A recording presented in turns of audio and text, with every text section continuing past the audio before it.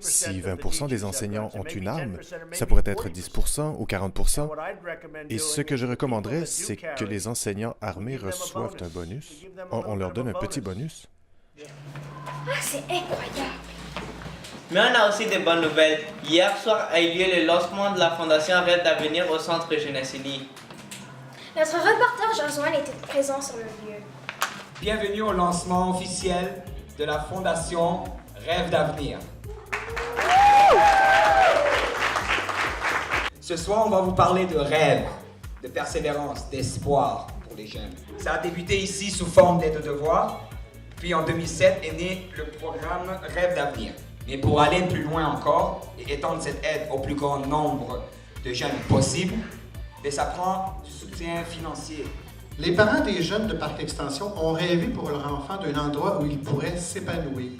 Et maintenant, ce sont eux, ces jeunes, qui cherchent parmi leurs rêves celui qui pourrait les passionner suffisamment pour qu'ils aient le goût de persévérer à leur tour. Qu'est-ce que c'est la Fondation Rêve d'avenir? La Fondation Rêve d'avenir a pour but de trouver le financement pour financer le programme Rêve d'avenir.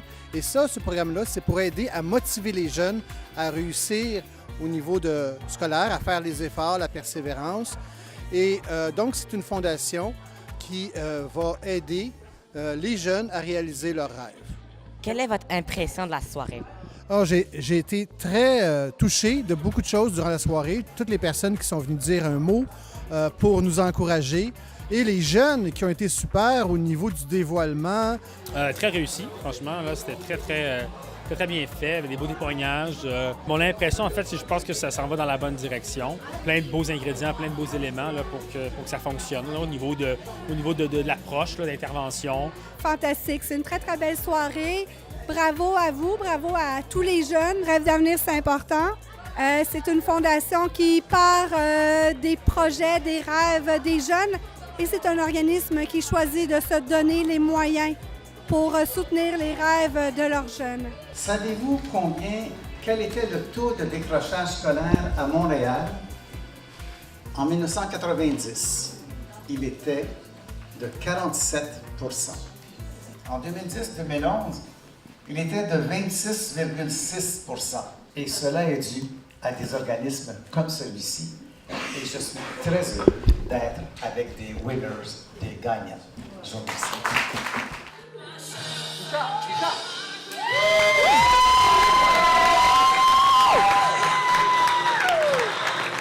Et voilà un lancement réussi pour la Fondation Rêve d'avenir en direct de Jeunesse Unie, ici Josué, pour GUTV.